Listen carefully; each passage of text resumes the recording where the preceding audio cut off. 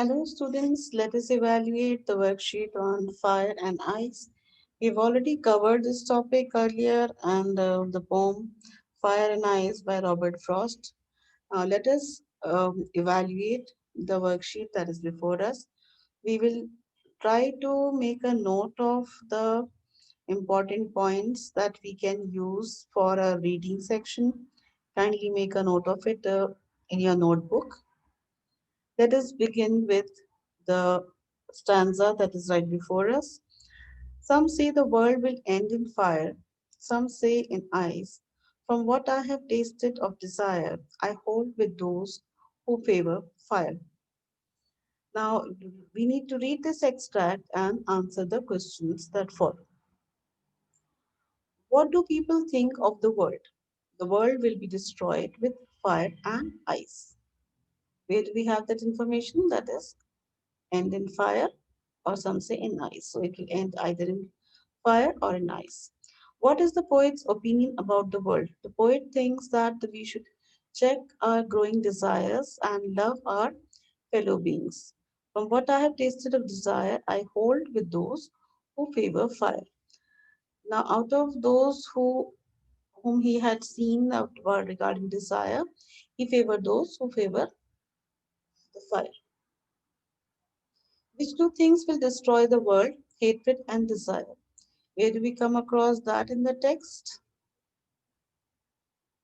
And in fire and in ice. One is desire, one is hatred. What is the prediction of the people about how the world will come to an end? Some people say the world will come to an end in fire, while others say it will come to an end in ice. Some say the world will end in fire, some say it will end in ice. At least the idea regarding the end of the world regarding fire and ice is clear. Now, what does fire symbolize and what does ice symbolize? What does, like for example, desire symbolize? Love, hatred. Let me read that further and try to understand. But if it had to perish twice, now they mentioned that it will either end in fire or ice. But the poet is mentioning that if it were to end in, two times, that is twice, I think I know enough of hate to say that for destruction, ice is also great and would also suffice. Now, why does the poet say that? Why does the poet feel that ice is also great for destruction? Ice equates with hatred, which is enough to destroy the world. That means if coldness sets in the people's relationship, it is enough to destroy the world or people who are living in a society and the society needs to bond. If coldness sets in, it breeds hatred. Hatred is enough to end the world. What is the rhyme scheme of the stanza of the poem? If we were to see twice, if you write A, hate, new sound B, ice, same as twice, so A, great, same as hate, so B, surface, twice, ice, surface, A again. So A, B, A, B, A, A, B, A, B, A. Very good. Got that? The two things that the poet thinks are good enough for destruction are fire and ice, which means hatred and desire. What does it stand for in the first line? It stands for the world. Now coming to the short answers where we need to use the name of the poet, that is Robert Frost, and we need to use the title to the poem, Fire and Ice. What do you think would be enough to destroy the world? Can fire and ice contribute to it?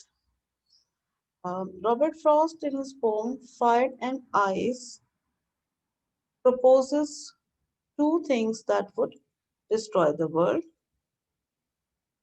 It can be cited that our desires and hatred would be enough to destroy the world. According to the poet, fire represents desire and ice represents hatred. Desires like fire spread rapidly and engulfs one's whole life. Similarly, hatred fills life with poison. Now, why does he favor that he mentions that desire? Desire actually is a fire that ignites a person to do more and rise up more, and that can also lead to trouble. Whereas coldness in relationship can also lead to trouble, that is hatred. So both that is ice and fire or desire or hatred can lead to the destruction of the world. It can be stated that both fire and ice would lead to the can lead to the destruction of earth. Fire that represents desire may be positive, but it excess of desire and uncontrolled desire leads to destruction. Ice, for no reason, would definitely end the world in destruction, but it adds, it symbolizes hatred, and hatred can kill it twice, or that means the or hasten or increase or accelerate destruction. Which two ideas would about how the world will end have been mentioned in the poem?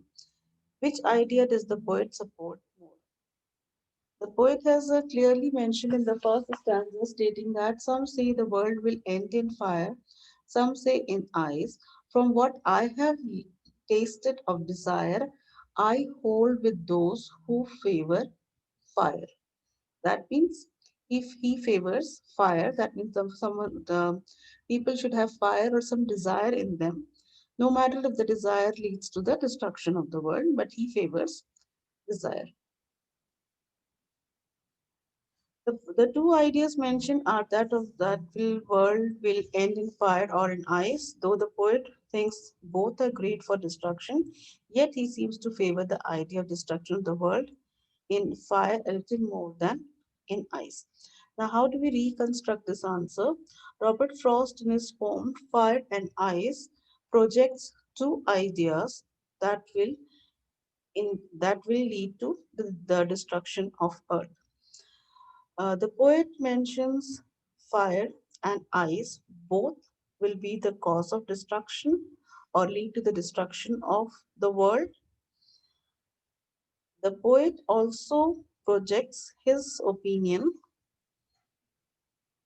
that are he favors desire of fire more than ice. Why? Because the poet feels that desire or the fire can give some motivation for a person to live a better life,